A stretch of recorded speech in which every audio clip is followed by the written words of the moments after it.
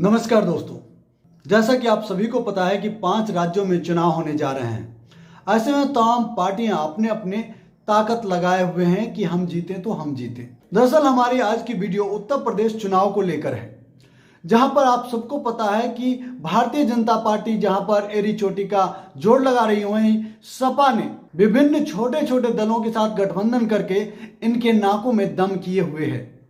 क्योंकि आप सबको पता है कि 2017 में चुनाव के दौरान जिस मेथड के ऊपर भारतीय जनता पार्टी ने हर तबके का वोट पाने में कामयाबी हासिल की थी, ठीक वही कामयाबी इस बार अखिलेश यादव के पाले में जाती दिखाई दे रही है। और कहीं ना कहीं यही कारण है कि भारतीय जनता पार्टी के तमाम दिग्गज नेता भी इससे खासा परेशान दिखाई दे रहे हैं। कहीं ना कहीं यही प्रमुख कारण तो है कि जो अमित शाह 2017 के चुनाव में कैराना से पलायन का मुद्दा लेकर उठे थे, और आप सबको पता है कि पलायन एक बहुत बड़ा मुद्दा रहा है। कितना पलायन हुआ है नहीं हुआ है ये तो आपकी मीडिया नहीं बताती, लेकिन पलायन के मुद्दे जब भारतीय जनता पार्टी उठाती है तो उसका साथ बिकाऊ मीडिया, गोदी मीडिया पुरजोर देती है, और इसका फायदा भी अनेक चुनाव में बीजेपी को मिला है। तो आप देख सकते हैं कि इस बार भी अमित शाह ने कैराना से चुनावी शंखनाद किया है और उन्होंने पलायन को ही मुद्दा बनाया है। ऐसे में हम एक बात तो कहना चाहेंगे, 2017 की बात को भूल जाइए, लेकिन आज देश का राष्ट्रपति हिंदू, प्रधानमंत्री हिंदू, गृह मंत्री हिंदू, रक्षा मंत्री हिंदू, यहां तक कि उत्तर प्रदेश के मुखिया योगी आदित्यनाथ भी हिंदू। तो मैं भारतीय जनता पार्टी के तमाम दिग्गज, चाहे वो योगी हो, मोदी हो, या फिर कैराना से पलायन के मुद्दे के ध्वजवाहक अमित शाह हो, उनसे मैं पूछना चाहता हूं कि साहब 5 साल राज करने के बाद और ये तमाम पदों पर हिंदू बैठे होने के बावजूद आज अगर कैराना ही नहीं, उत्तर प्रदेश में अगर कहीं भी पलायन मुद्दा है तो शायद आपकी सबसे बड़ी शर्मनाक हार है। ऐसे में आपको सबसे पहले तो ये मैं कहूंगा कि आपको उत्तर प्रदेश में चुनाव लड़नी ही नहीं चाहिए। कोई इतना नकारा कैसे हो सकता है? लेकिन नहीं, ये लोग सुनेंगे नहीं हमारी बातों को। अब प्रधानमंत्री को ही ले लीजिए, ये कौन सा गाना गा रहे हैं, जरा इसको सुन लीजिए। कोई भूल नहीं सकता है 5 साल पहले यूपी को लेकर क्या चर्चा होती थी। 5 साल पहले दबंग और दंगाई ही कानून थे, उन्हीं का कहा ही शासन का आदेश था। 5 साल पहले व्यापारी लूटता था, बेटी घर से बाहर निकलने में घबराती थी, और माफिया सरकारी संरक्षण में खुलेआम घूमते थे। दुनिया 2022 में जी रही है, लेकिन हमारे पंत प्रधान अभी तक 2017 से पहले ही जिंदगी जी रहे हैं। पता नहीं इनके पास इंफॉर्मेशन आता भी है या फिर ये इंफॉर्मेशन लेना ही नहीं चाहते। तमाम जो देश के पूर्वजों ने सिस्टम बनाया था वो सिस्टम आज है भी कि नहीं, हो इस पर भी संशय हो रहा है। आखिर प्रधानमंत्री इतनी बहकी बहकी बातें कैसे कर लेते हैं? कितना मजेदार बात करते हैं ना प्रधानमंत्री। 2017 से पहले जंगल राज था यूपी, और आज मंगल ही मंगल है ना। दरअसल प्रधानमंत्री बोल नहीं पाते हैं, लेकिन बोलना सचमुच यह चाहते हैं कि भारत में जितने भी राज्य हैं जहां पर बीजेपी की सत्ता नहीं है, वहां पर आतंकवादियों का राज चल रहा है। प्रधानमंत्री यही बोलना चाहते हैं जो हम अपने मुंह से आपको बताए दे रहे हैं। अभी पंजाब को ही ले लीजिए, इन्होंने किस तरीके से पंजाब सरकार और पंजाब के लोगों को बदनाम करने की गंदी साजिश रची थी। अरे साहब, जितना पंजाब का बेटा हर साल बलिदान देता है ना, शायद राजनीति में आने के बाद आपने उतने भाषण भी नहीं दिए होंगे। उतने बलिदान पंजाबी बेटे हर साल देते हैं, और आप उस पंजाब को बदनाम करना चाहते हैं। दोस्तों, मैं आपको बताऊं कि उत्तर प्रदेश में 2017 से पहले आप सबको पता है कि किस तरीके से मीडिया रिपोर्टिंग का सहारा लिया गया। उत्तर प्रदेश की घटनाओं को बढ़ा चढ़ाकर बताया गया, और वहां की वर्तमान सरकार, सपा सरकार को बदनाम करने की कोशिश की गई। बदनाम भी किया और उसका फल भी मिला, बीजेपी की सरकार सत्ता में आ गई। दोस्तों, आपको बता दें कि यह सब वैसे ही हुआ जैसे लालू राज को ये लोग जंगल राज कहते थे, और आज नीतीश राज में क्या हो रहा है? प्रधानमंत्री कभी देखने भी नहीं आते, बस चुनाव में आएंगे। इनको हर बार डबल इंजन की सरकार चाहिए। किस लिए? दिन दहाड़े दुकानों के, व्यापारियों के दुकानों के शटर तोड़ने के लिए, हत्या के लिए, बलात्कार के लिए, आप देखिए, मुजफ्फरपुर शेल्टर होम कांड हुआ और अभी कल परसों में ही एक नया खुलासा हुआ, पटना में, राजधानी पटना में जो शेल्टर होम था उसमें भी लड़कियों के साथ गलत कार्य करवाया जाता था। रही बात उत्तर प्रदेश की, तो उत्तर प्रदेश का भी सुन लीजिए। प्रधानमंत्री अक्सर कहते रहते हैं कि उत्तर प्रदेश में बहन बेटियां रात के 12 बजे भी घूम फिर सकती है, वो भी गहनों से लद कर। तो मैं प्रधानमंत्री को बताना चाहता हूं कि प्रधानमंत्री जी 2017 और उससे पहले भी वहां की बेटियां, बेटे, हर कोई दिन रात कभी भी घूम ही सकता था। लेकिन जिस तरीके से पिछले साल बीजेपी के गुंडों के द्वारा महिलाओं के पर्चे फाड़े गए, उनके चीरहरण किए गए, ये बेहद शर्मनाक है। हालांकि आप इस पर कभी मुंह नहीं खोलेंगे, आपका इतिहास ही नहीं रहा। हाथरस में बलात्कार पीड़िता बेटी को पेट्रोल डालकर जला दिया जाता है। और कुलदीप सिंह सेंगर, आपके रत्न तो याद है ना, बीजेपी विधायक, एक लड़की का बलात्कार करता है, उसका केस दर्ज नहीं होता, वो खुद को आग लगाने की कोशिश करती है मुख्यमंत्री कार्यालय के बाहर, इसके बावजूद उसका केस दर्ज नहीं होता। उसके पिता को पुलिस लॉकअप में पीट पीट कर मार डाला जाता है, उसके परिवार को ट्रक से कुचल दिया जाता है, लेकिन प्रधानमंत्री के मुंह से एक शब्द नहीं निकलता। जंगल राज की बात करते हैं। लखीमपुर खीरी में क्या हुआ था? वहां तो आपके मंत्री पुत्र ने किसानों को अपने थार गाड़ी से कुचल कर मार दिया था, उस पर आपने क्या कहा? और गोरखपुर में क्या हुआ? वहां तो व्यापारी की हत्या पुलिस कर्मियों ने कर दी, लेकिन आपके मुंह से एक शब्द नहीं निकला। दोस्तों, क्या निकलेगा इनके मुंह से एक शब्द? इनकी अदूरदर्शिता के कारण 750 से ज्यादा किसानों ने मौत को गले लगा लिया।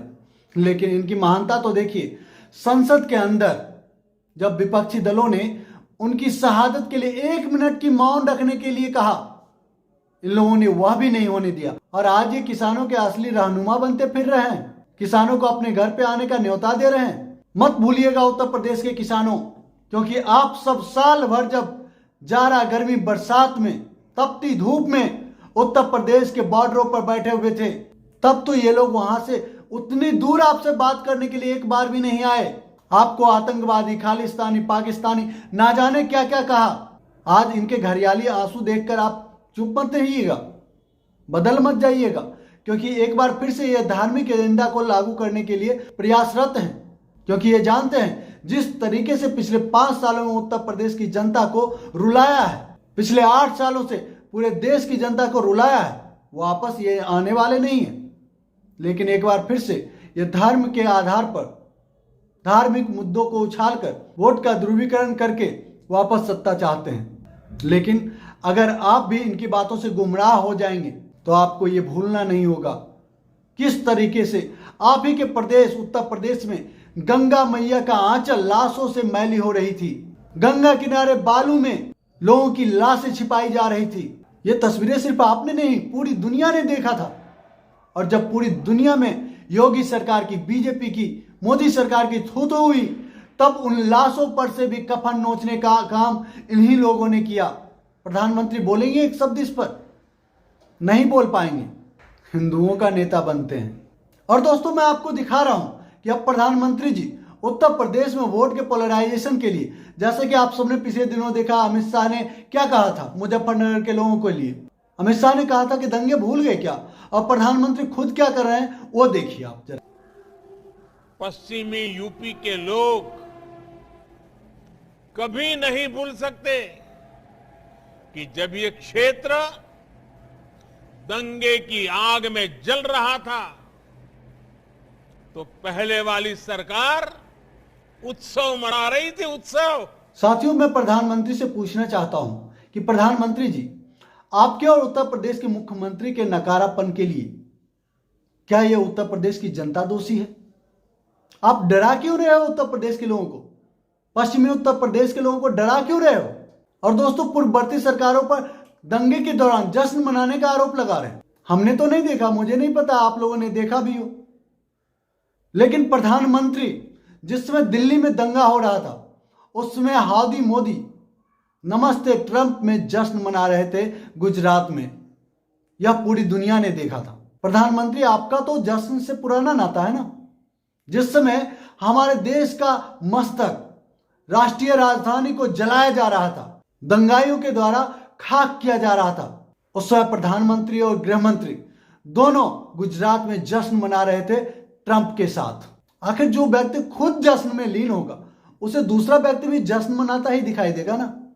और पुलवामा अटैक के बारे में तो पता ही है, प्रधानमंत्री बताएंगे पुलवामा का अटैक जब हुआ था देश पर, हमारे 44 से ज्यादा जवान, तब जबकि इंटेलिजेंस एजेंसियों ने इन्हें अवगत कराया था, इसके बावजूद उन्हें रोड के रास्ते लाया गया जबकि उन्हें एयरलिफ्ट करना था। मैं पूछना चाहता हूं प्रधानमंत्री जी से, आपके लिए हमारे देश के जवानों की सुरक्षा सबसे प्राथमिकता है या फिर आपके जंगल में मंगल कार्यक्रम का वीडियो जो आप शूटिंग में व्यस्त थे? मुझे पता है आपके पास इस सवाल का कोई जवाब नहीं होगा।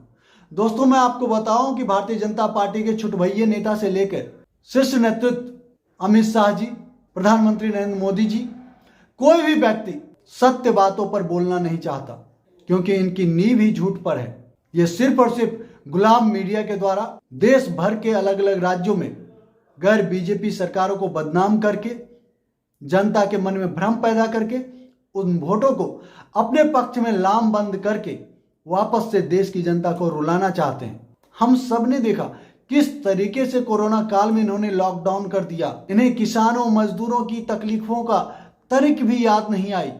कैसे वो मजदूर अलग अलग राज्यों में घर से हजारों किलोमीटर दूर बिना खाने के पानी के कैसे रहेंगे। और आप सब ने देखा कैसे रेल की पटरियों पर, सड़कों पर दर दर की ठोकर खा रहे थे मजदूर। हाँ, उत्तर प्रदेश में तो और अजीबोगरीब हो गया ना। तमाम अलग अलग राज्यों से उत्तर प्रदेश के मजदूर वापस आ रहे थे और बॉर्डर पर बैठे थे। कांग्रेस पार्टी ने उनको घर पहुंचाने के लिए बस का अरेंजमेंट किया, लेकिन उस बसों को योगी आदित्यनाथ ने वापस करा दिया। आप सबको पता है कि किस तरीके की घटिया राजनीति उस दौरान भारतीय जनता पार्टी और योगी सरकार ने करी थी। और उससे भी शर्मनाक तो ये रही कि उन तमाम मजदूरों को, अपने ही राज्य की जनता को पानी के लिए तड़पता छोड़ दिया। खाने की बात तो जुदा है, पानी भी मैसर नहीं हुई। और आज ये लोग उत्तर प्रदेश की जनता को सब्जुबाग दिखा रहे हैं। मुझे नहीं पता उत्तर प्रदेश की जनता क्या सोच रही है, लेकिन मैं इतना ही कहूंगा, किसी भी धर्म का कोई भी कभी भी बाल बांका नहीं कर सकता। अगर करने वाले होते, अगर धर्म मिटने वाले चीज होता तो अब तक कई धर्म लापता हो चुके होते। जो लोग आपको धर्म के नाम पर डरा रहे हैं, दंगे के नाम पर डराकर आपसे वोट लेना चाहते हैं, मैं उसके लिए आपको कह दूं कि 5 साल, केवल 5 साल रोटी, कपड़ा, मकान, शिक्षा और स्वास्थ्य पर आप केंद्रित रहकर देखिए। ये जितने भी ढोंगी बाबा है ना, सब के सब या तो रास्ते पर आ जाएंगे या फिर रास्ते से ही हट जाएंगे। ये आपको नजर भी नहीं आएंगे। और जब आप अपने वास्तविक मुद्दे को लेकर लामबंद होंगे तो इन्हें भी अपनी दंगाई प्रवृत्ति को छोड़कर मुख्य धारा की राजनीति में आना पड़ेगा और फिर होगा देश का असली विकास। इस टॉपिक पर इतना ही। अगर हमारी ये प्रस्तुति आपको अच्छी लगी, वीडियो को लाइक कीजिएगा, शेयर जरूर कीजिए। और जो दोस्त पहली बार हमारे चैनल पर, आपसे निवेदन है कि हमारे चैनल को सब्सक्राइब कर लें और घंटी के बटन को जोर दबा दें ताकि हमारा हर एक वीडियो सबसे पहले आपको मिले। जय हिंद, जय भारत, जय संविधान।